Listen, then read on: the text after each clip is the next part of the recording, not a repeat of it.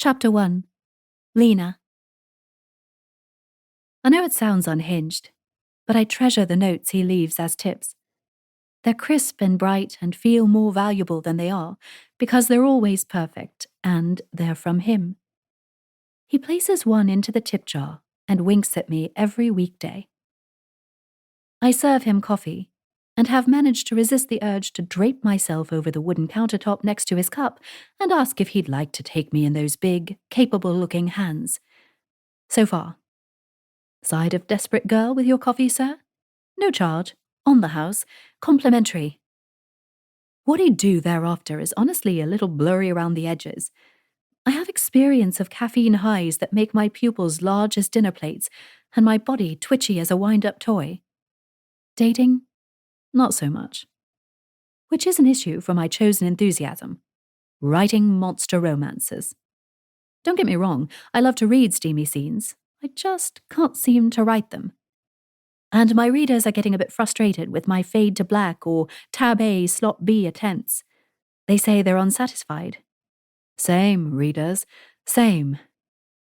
Which is why after a year of scrimping and saving, I'm finally going to do that MA in creative writing. Perfect combination, right? Much more likely to help me lose my V-card and amp up my romance stories than the graveyard shift at an all-hours coffee shop. If I can't get laid and improve my novel at university, I'm more of a sad case than I realized. Which is horrifyingly possible. Anyway, it's the morning of my last ever shift. My bags are packed and in my car, which is in the long stay I use for work.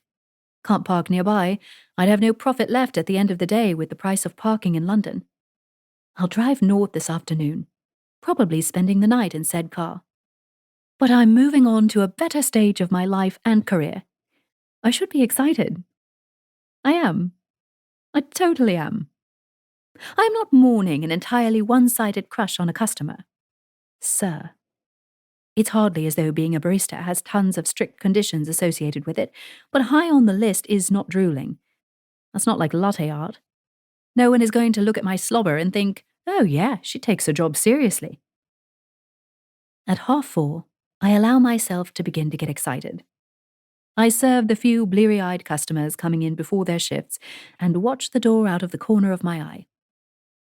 When a woman comes in at 5:10, smiling and chatty, wanting to tell me about her holiday, I am efficient.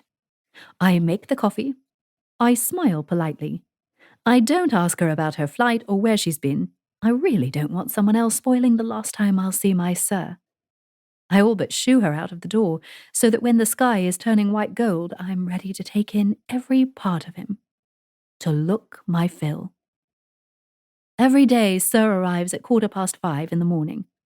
I'm always a little self-conscious, because I'm at the end of an 8-hour shift and he's clearly a morning person who just got up. But today, I'm determined to make this count. Then, right on schedule, there he is, striding through the door, gaze already focused on me. My CEO. Possibly. I have no idea what he does for a living. But he has an air of power and grace that suggests he is used to being obeyed. He takes my breath away. Where I'm a normal girl with black hair, a snub nose, a permanent coffee stain on my jeans, he's a god in a 3-piece suit with dark brown hair and steel grey eyes. The shiny silver metal of his cufflinks screams wealth, as does the thick, luxurious cotton of his shirt. His clothes are of the highest quality, chosen with care, and those details are insanely hot to me. Because a man who has the diligence with that sort of precise clothing, while also exuding power as Sir does, I bet when he concentrates on something, or someone, it's like the August sunshine. Honestly, this man is straight out of an advert in a glossy men's magazine, complete with scratch and sniff. The hint of his aftershave that I catch sometimes as he takes the receipt is addictive. Better than the crazy expensive Colombian single estate coffee the boss once accidentally bought. Good morning, sir.